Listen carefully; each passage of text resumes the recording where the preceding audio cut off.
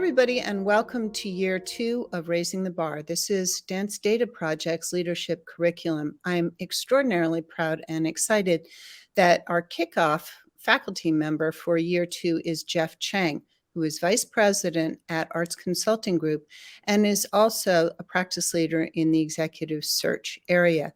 Geoff and I sort of came together on this topic because we've both been suffering, I think, the same frustration that there are fabulous candidates that just aren't making it through to the end. And sometimes those candidates end up leaving or dropping out in the performing arts way before I think they should be. So Geoff and I started a series of conversations about how to approach this, what the executive search process is really like, and I think really how boards can do better. So Geoff, welcome. Thank you, Liza. It's great to be here. We've certainly spoken over the past few years, really, about this issue. So I'm really pleased that we can be having a robust discussion today and hopefully helping our listeners with some tangible, concrete steps that they can take to move forward to help the situation. Absolutely. So first of all, explain exactly what you do every day at Arts Consulting Group. And then I'm going to throw in a bonus question. What's the most fun part of your job? Sure, I'd love to answer that question. So Arts Consulting Group, or ACG, is a management consulting firm for the arts and culture. So we work with a range of organizations, dance, opera, symphony, theaters, museums, with a range of services: executive search, strategic planning, facilities planning, and revenue enhancements. My division is indeed executive search. And given my background in ballet and contemporary dance, I work mostly with ballet and contemporary dance companies, helping them find their next generation of leaders.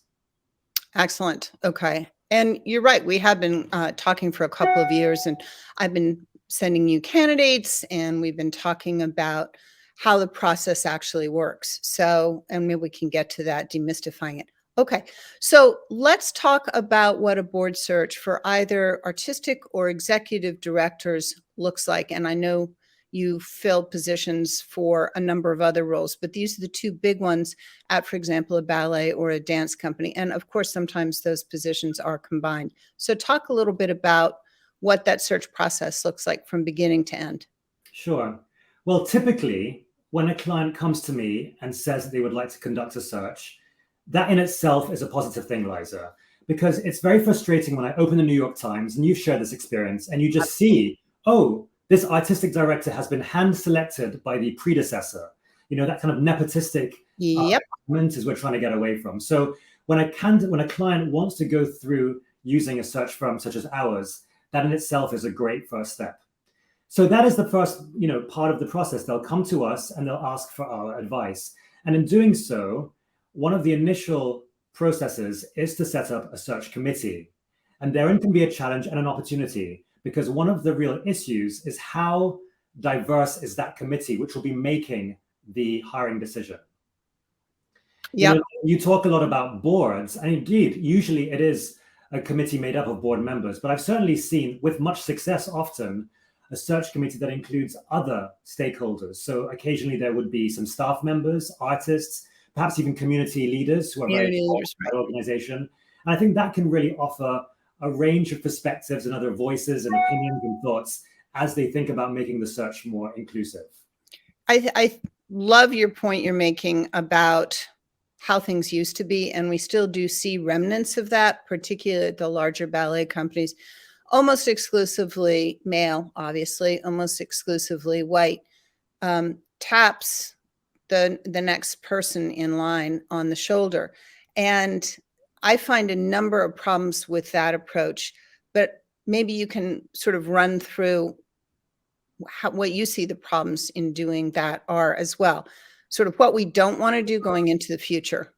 Yeah, well, I think it sends a real signal out to the organization and the community that they're not really willing to listen to other people's opinions.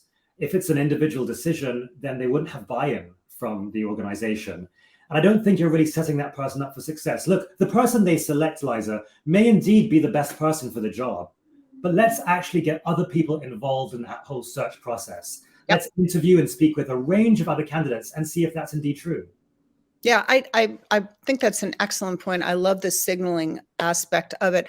I also think that, and I'm quoting an insider here, that your ability to point your feet well, to be tall, male, and have great hair is just sort of not enough anymore, looking at where the performing arts are in the United States. But as we're seeing, even in Britain, it requires a much broader range of skills than it used to. And the assumption that, for the person that is giving up the job, that everything and it's usually he has done is sort of, that's it, that's all you need, I think is a real mistake. And it doesn't open you up to the possibilities of what an artistic director or an executive director could do.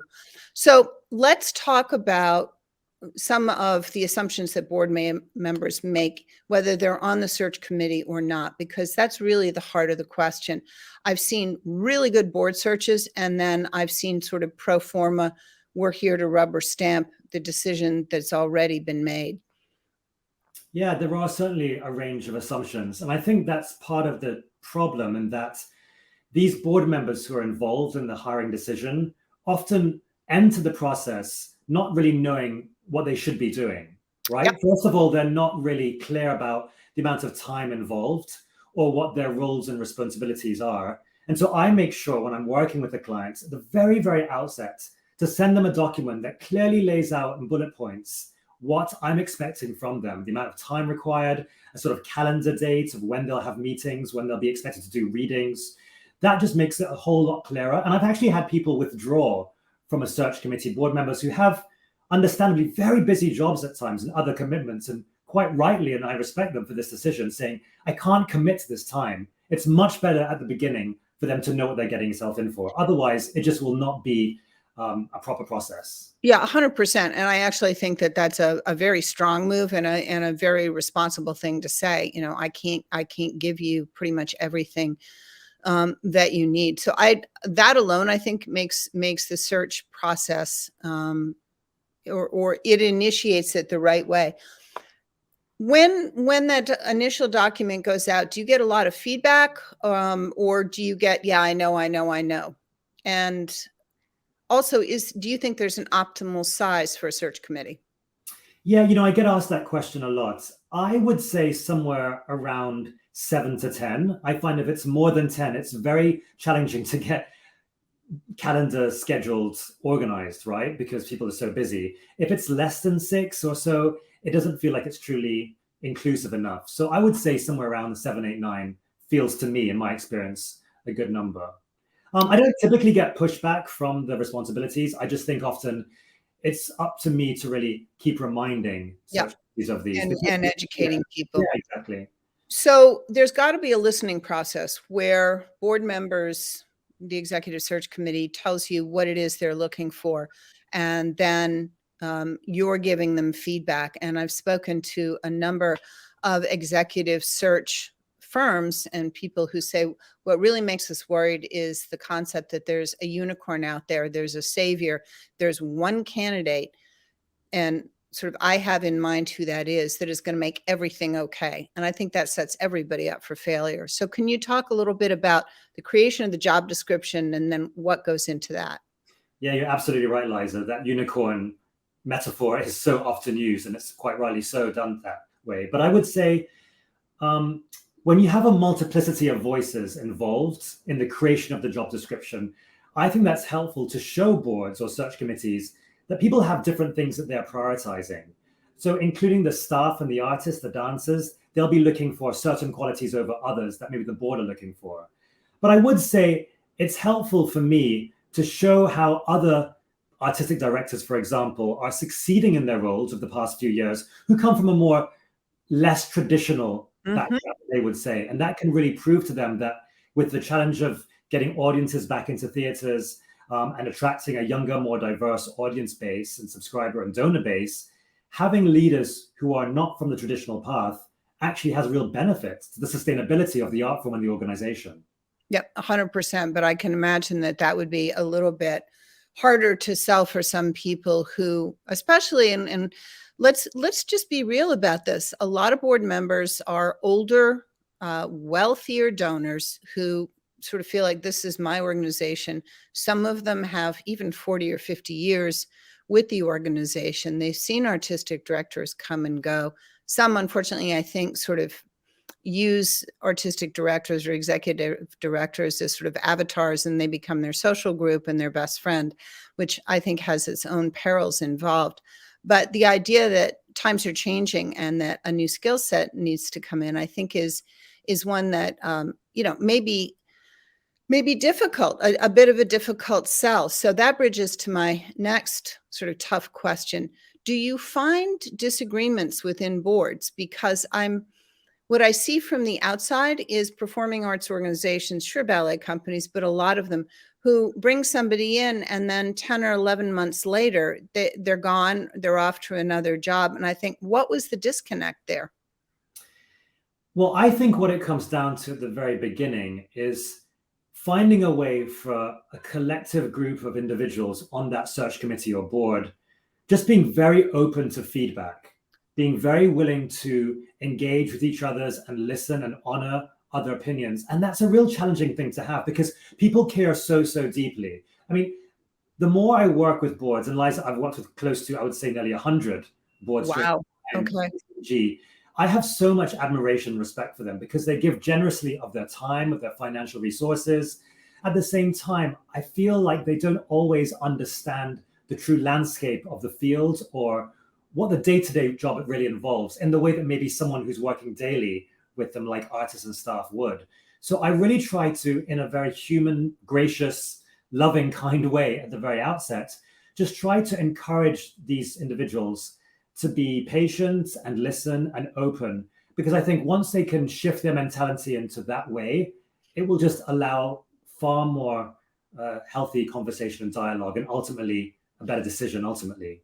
Yep. So I've been involved in or tangential to 3 or 4 not-for-profit board searches for CEOs, for other leadership positions. And I have always been in favor of including staff, some staff. Now, unfortunately, this simply including staff doesn't necessarily mean you're going to get a fair representation of what people's concerns are, right? Sometimes it's that person is sort of a stand-in for the old guard. But talk a little bit, because you've brought it up several times, about why you think it's important to include staff.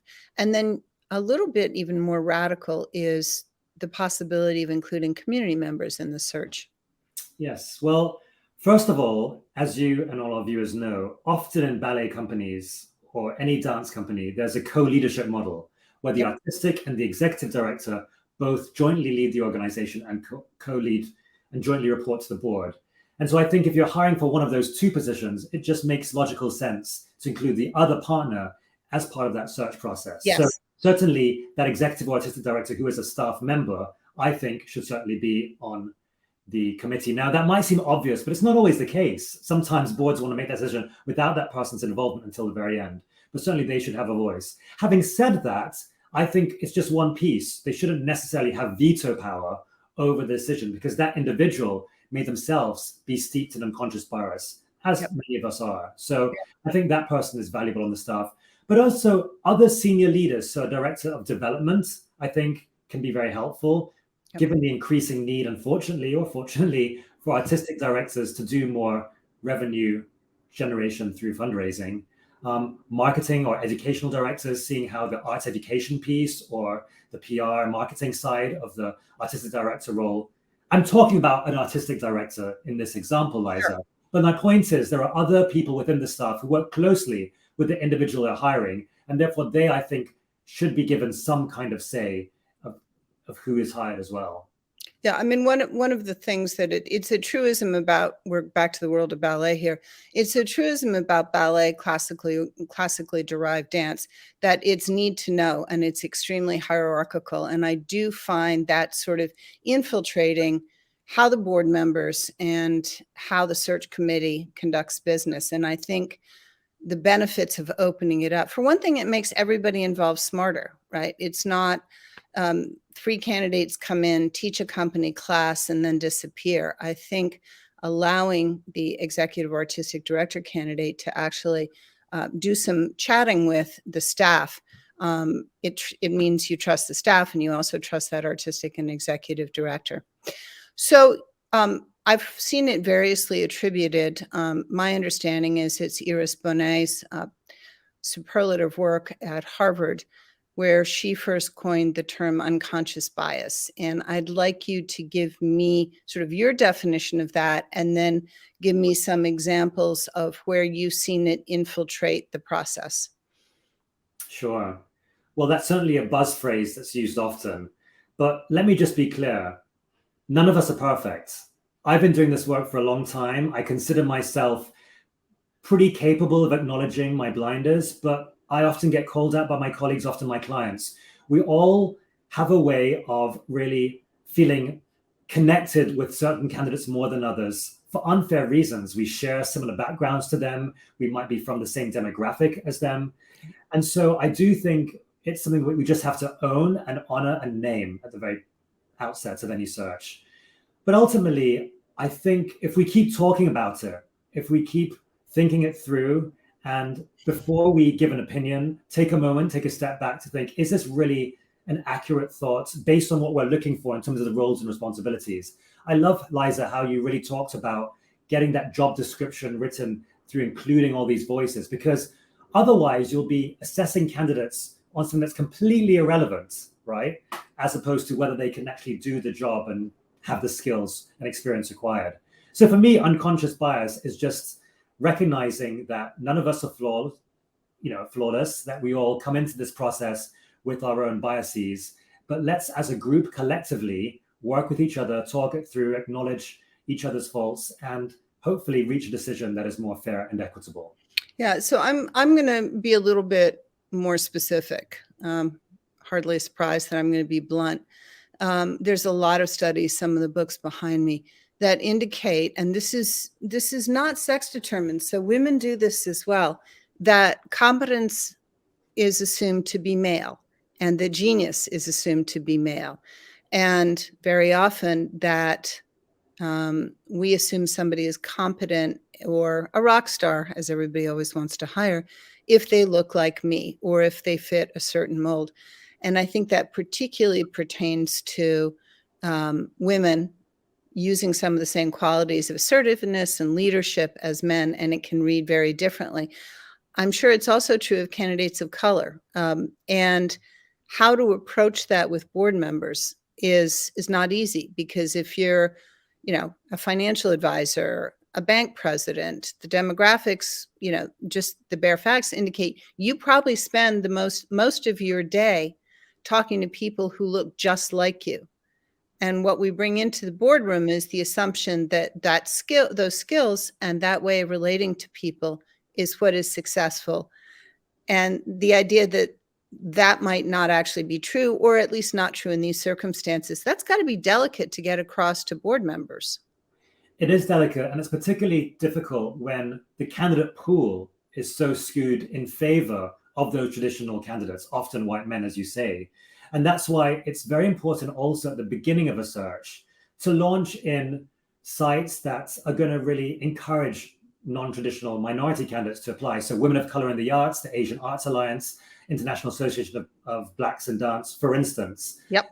By putting job description on those boards, you're sending out a message that your organization is willing to look at those candidates. You'd be surprised that many of those who don't do that, they just stick it on their website. I think they'll get a range of candidates. Oh, 100%. And that very much gives out the message. It's sort of one step away from I'm going to tap you on the shoulder and there won't be a public search at all. The next step forward into modernity and competence, I would argue, is, well, we're going to put it up on the website, but the people who need to know that this job is open will apply. And of course, and we'll be delighted to see them. You and I have had this conversation. I was stunned when I was, obviously not you, but I was stunned when I was talking to somebody that was in charge of a search and sort of reluctantly called me up.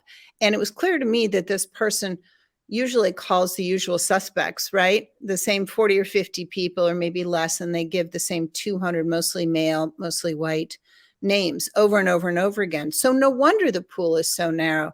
And I started bringing up names, and I mentioned dance data projects, leaderboard, and this individual started looking through, and the response was, oh, wow, I forgot about her. Oh, that's a good, oh, wow. And then the killer question to me, do you know how to get in touch with these people? And my jaw dropped, but I realized that's one of the missing links is if you have to take an extra step to go look for this person, find their website, et cetera, it may not happen. So I don't think it's all rock science. Sometimes I think it's just connecting the dots for people. And I love that you all are taking that extra step. So let's talk about what a really good search looks like, how you define success, and then some stumbling blocks and how you overcome them, how you can encourage boards to overcome them. Well, I would say a successful search starts, and we've mentioned this a few times, with a very deliberate and intentional hiring of a committee that includes a multiplicity of voices. So from the very beginning, they're saying that we are willing to include many different people's opinions about who we hire for this process. I think also the language within the job description is important, making sure that you're avoiding power language or triggering words, which for some minority groups can be very off-putting. And also thinking about the the educational requirements or training expectations, because certain folks who are very capable may not just have the financial ability to get an MFA from a top college. Yep. So that's something that I really try and encourage my clients to do, to remove those barriers to access when it comes to thinking about certain requirements that aren't really, I think, pertinent for the role. Also, a successful search is one that is very broad, that considers non-traditional candidates who may have an unusual background. Look, do you have to have performed as a principal ballet dancer at one of the top 5 companies? No, you don't. Maybe you have run a small inner city dance school where you've done budgeting, you fundraise like crazy, you have connected with the community, you have all the skill set, but it wouldn't be seen as valuable than performing across the globe in some of the largest opera houses. That doesn't necessarily mean that they're the best person for the job. So I like to make sure a successful search really encourages the committee and the board to look at all the different skill set that candidates can have, even if they don't seem relevant at face value. Yeah, one of the keywords that you mentioned there, and I think it's becoming more and more clear that the idea of excellence, or he's or she has performed X roles, and somehow that rock star or that well-known person will automatically attract new donations, et cetera. There may be 1 or 2 people, a Misty Copeland, for example, who can create that kind of draw.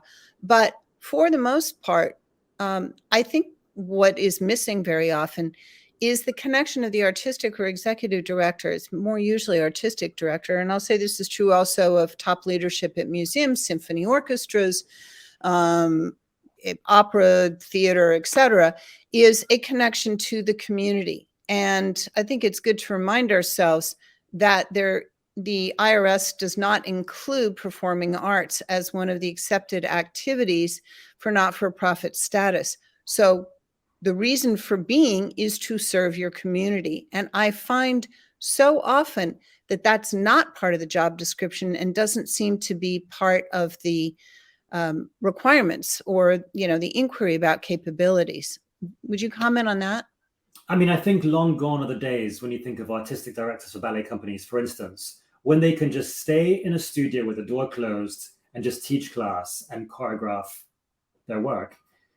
If you can't connect with the community, you're not really fulfilling your organization's mission. You're not reaching out to potential new donors, subscribers, audiences. And this is an art form that's going to die unless they do that. So I think you're absolutely right. That community piece is so critical, which is why it's helpful to often maybe do a town hall with members of the community as part of the finalists. Oh, there you go. What a great idea. Yeah, I don't see that often, but I've seen it a couple times really successfully when you're inviting in people who maybe are committed audience members or parents of someone at the school to come and meet the 3 final candidates and share their thoughts on the role. That's a brilliant idea, and I hadn't thought about it. It also completely flips the sort of hierarchical, and you don't need to know. I will never forget talking to a development director, and I've heard this from 2 now artistic directors of very large ballet companies who were not allowed to see the entire budget. Can you imagine having to raise money on a budget where you don't actually know what the budget is? by contrast, and I'm going to name two very different people, Linda Denise Fisher-Harrell at Hubbard Street Dance Company and Adam Skloot at Ballet West. Both of them teach other than just company members, something that I don't think a lot of artistic directors would think about. And in Linda Denise's case, I mean, she laughs and talks about teaching 5-year-olds and, you know, being called Miss Linda and not knowing the left foot from the right foot. That completely, I think it's fabulous, but it also completely, to me, overturns the model of artistic director only teaches the best of the best and then talent spots. And I don't have time to go out and teach 5-year-olds. And it's a sense of humility and a sense of fun and joy and connection to the community that I also saw with Adam at Ballet West. That's quite unusual, I think. And yeah, you're right. I mean, Linda Denise has really been a spokesperson, an ambassador for that organization. You know, she gives curtain speeches at the outset. She goes into Chicago and she speaks to people from all different backgrounds. And so she is certainly testament to the power of connecting with the community. She wasn't even from Chicago when she got the job, right? She moved there with her family from a different city, and yet she has managed to find all kinds of different ways to connect. And that's what I think all leaders in the field should do. Another point, Liza, I think that's worth mentioning, and it may be obvious, but we sometimes forget it. It's about the interview questions. I craft interview questions when I work with clients. I don't let them choose any questions that they want, much often to their chagrin, just because we need to make sure that they are aligned with the roles and responsibilities. Otherwise, you're going to be asking off-topic questions that can lead to bias. So when you are speaking with potential candidates, make sure that every question is very intentional, and then you can then compare them, all the different candidates, and find a way to really make your decision fairly. So that leads me right into our wrap up, which is your Geoffrey Chang's 5 do's and don'ts for a successful board search. Okay, I love this question. First of all, form a diverse search committee. And when I say diverse, it can mean racially, age, gender, perspectives. You want to make sure whoever's making this decision, it's been thought of, it's been robust, there's been healthy disagreement. So that's number one. 2, include other stakeholders. So even if they're not on the committee, make sure that you're going out to your organization, your community, and getting their thoughts, because a ballet company or a museum, it's for the community. It's a nonprofit. It's not owned by an individual. It's for everyone. There we go. Thirdly, I want boards to really be open-minded to broadening their search by considering non-traditional candidates who may have an unusual background, but have a wealth of experience and can be valuable in so many different ways. I want them to be open to feedback and be able to refine their hiring practices based on data, and also to ask candidates to share their experiences. And lastly, I would like them to stay updated on best practices around unconscious hiring and diversity, because this is an area that is constantly evolving and changing. So watching this wonderful conversation today is just one of the ways that they can keep abreast of what's going on in the field. There we go. And I guess the last part I'd add, and you and I have talked about this, and so is our research lead, Becky Farrell, is supporting your new hire once they're hired. I think the job doesn't stop with, okay, we've hired them, now we can walk away. Can you make one last comment about that? Well, I would just say that often candidates who are coming into these leadership roles will need some professional development. There's nothing wrong with that, but don't just hire them and walk away. Perhaps you can offer them an executive coach, have regular check-ins when you're understanding their frustrations, their challenges, so you can really support them as they grow. But yes, you're absolutely right. Too many times an organization hires a diverse candidate, they pat themselves on the back, they walk away, and that person's struggling because they're given no support or resources. Yeah. Well, Geoff Chang of ACG, thank you so much. I think this has been an incredibly important interview. I hope a lot of people watch it, and it's a great way to kick off year 2 of Raising the Barre. Thank you so much. Thank you, Liza. It's been a pleasure.